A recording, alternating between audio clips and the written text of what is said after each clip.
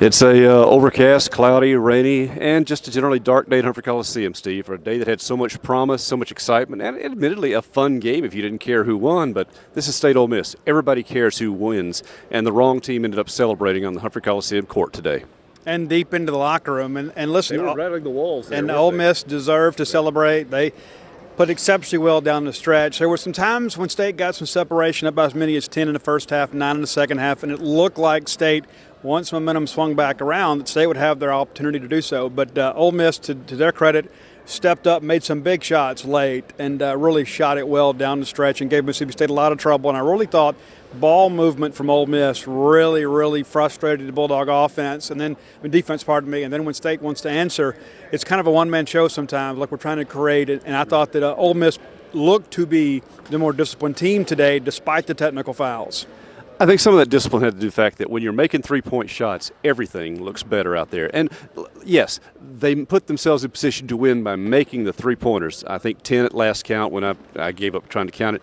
But let's give credit, too. They executed plays to get a lot of those threes. Yes, one was kind of fluky there. A loose ball ends up running out there to an open shooter. He hits it. Those things happen. But it wasn't just the outside shooting. It put the position, but they made the discipline plays. They attacked the goal. They made free throws. They didn't crack under the pressure. I'm not saying the Bulldogs cracked necessarily, but I think the Bulldogs got out of whatever game plan they had at that point and went too much one-on-one, especially down the last 5 minutes.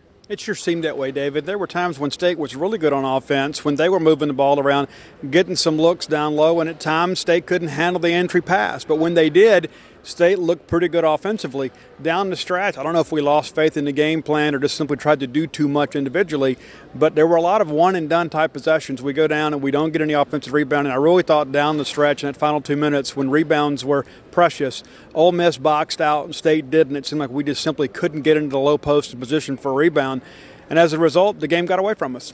With one obvious exception, Abdul Adu gets in the rebound on a really, let's be honest, bad shot selection by Lamar Peters. He has it. He's in position to do something with it.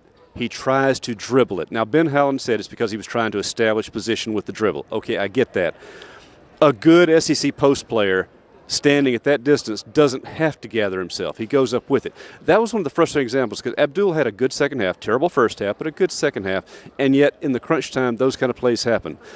And Coach Allen also admitted he probably should have played Robert Woodard more than 1 minute in the second half after a strong first half. All sorts of things we could look at. The point is, State had double-digit leads and could not slow the pace. That's not just a one-game deal. That's been what we've seen from this program, especially being guard-oriented offense. They simply don't know how to dial it back and, in Coach's words, trust each other and have a little patience in the process.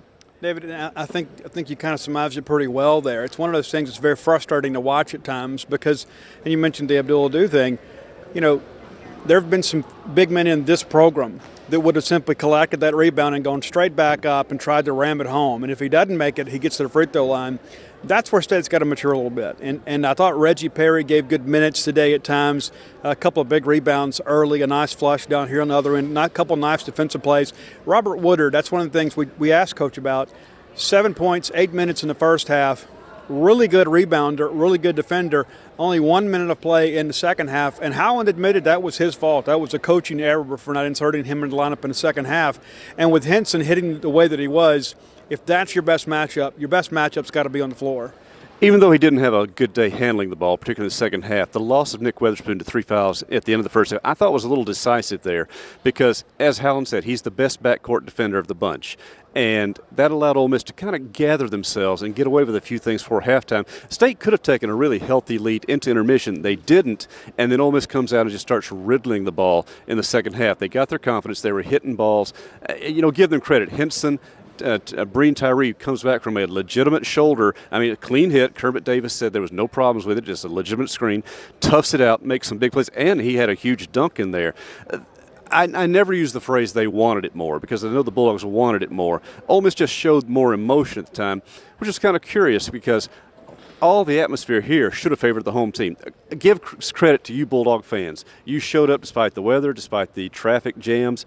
A nearly capacity crowd here created a great atmosphere, but the visiting team seemed to feed off it a little bit more than the home team did. They did, David, and I was sitting down there by the Ole Miss bench as we shot pictures of the game today, and they seemed to be more excited about getting the crowd up on their feet than State did. And there were times when they would make a play and then State would have to call timeout. They were just jubilant, as they should have been, because they were able to kind of get this Humphrey Coliseum crowd on their hands a little bit. And you're right, David. You know, our fan base has been kind of much maligned when it's come to men's basketball attendance. But the fan base showed up today. I thought the students were great. Thought they did their part. And I love it when the student section is very lively. I think the rest of the arena feeds off the student section. The students, we're really grateful you guys are back on campus because they do make a big difference in the atmosphere. But you're right, David. This is what Humphrey Coliseum used to be. And my concern is, now that we've had everybody back and we've had a ball game like this, what will our fans do? Will they vote with their feet rather than their attendance or their lack thereof? Also, maybe you can figure out there in fan base what Coach Howland was talking about post-game. He praised the atmosphere. He praised the fans, loved the energy, loved the excitement. But he comes back and says he wants his team to play more stoic. Odd choice of words there, but not too high or low. I get that latter part straight out of the Ron Polk playbook there, but shouldn't you want to feed off the atmosphere? So if you can figure out that contradiction right there and what the coach said, you're probably better off than I am at this point. Well, I think he just wants to have an equilibrium. And he mentioned that at halftime, you go into the halftime locker room and you're up 2, but he said when he addressed the team, it felt like we were down 10. And I think that's really more to what he's getting at is don't get caught up in the ebb and flow of the emotion of the game. Just continue to run the offense, play fundamental defense, and then celebrate at the appropriate times. And there's so many people that have absolutely no idea what they're talking about when it comes to this rivalry. Mm-hmm. Zero. Mm-hmm.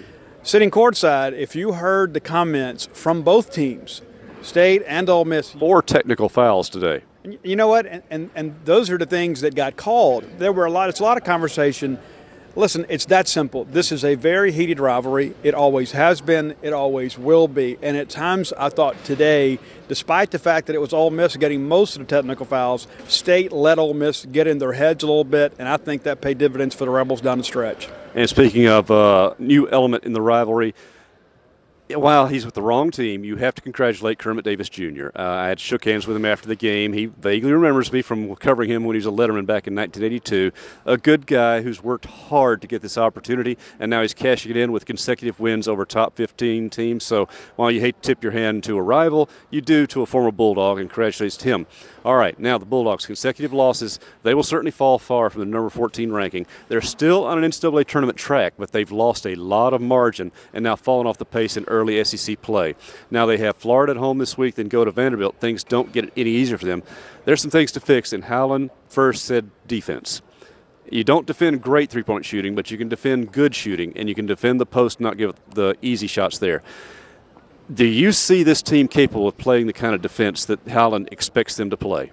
Well, you certainly have the athletes and the talent to do so. And one of the things, too, it's always kind of been a staple of the Ben Howland defense here at Mississippi State is you want to force the low percentage shot. Mm-hmm. And so the three-point basket is the low percentage shot. So sometimes you're willing to live with some of that. What State has seen in 2 of the last couple ball games is somebody's simply gotten high. We saw it in some of the non-conference games. You know, Wofford being one of those teams that came out, they were very prolific from three-point range. And so it's a numbers game. But I think, State's got to get out and defend a lot better, and they were able to get through some screens at times today. But I thought Ole Miss was very creative with their ball movement and got some wide-open shots. And really, when State made their move, it's when Ole Miss had kind of gotten cold a little bit. And to their credit, Davis calls the timeout, kind of resets things.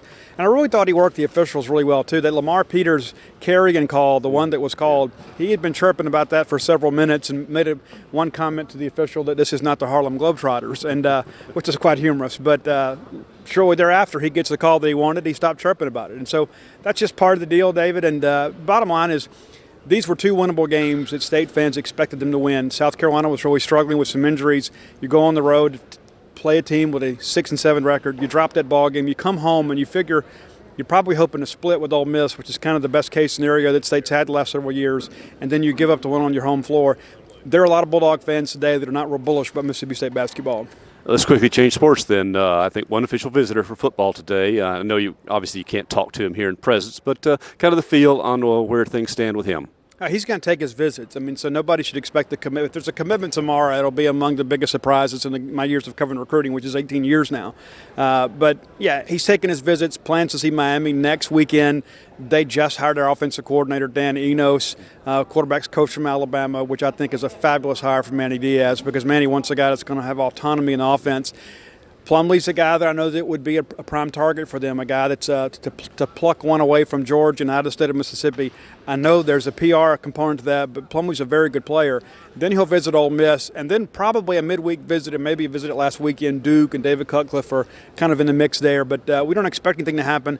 Next weekend will be a little different. We expect to have a couple more guys on campus, but the big weekend is going to be that weekend 25th, so we have several of the remaining priority targets on campus. So, in all the depression over the basketball start here, there's still some good news happening with Bulldog football. And I ran into a certain All-American center fielder during halftime today and had a chance to talk to Jake Mangum. They're fired up about getting started, about the state of the stadium, and they'll have 2 full weeks of practices after they're doing individual work right now. So things are shaking loose, but for now, the main topic, a frustrating week for Bulldog basketball. A lot of time left to turn it around, but they got to get it done quickly against tough competition. So, in the coming week, just to let y'all know, I'll be out of the state on essential things you learn as a married man you have to do sometimes to take care of. You could have warned me, Steve. But it's a matrimonial sabbatical. Yeah, I'll see that. Anyway, but we'll be back on the weekend. Until then, Steve and the crew, Paul, Robbie, and Gene will take care of business here with basketball, the pressers for the men and the Lady Bulldogs as well. So, until then, from Herman Coliseum, where Mississippi State drops a game to arch rival Ole Miss, now off to a 12-3 overall record, but an 0-2 start in SEC play. For Steve Robertson, this is David Murray.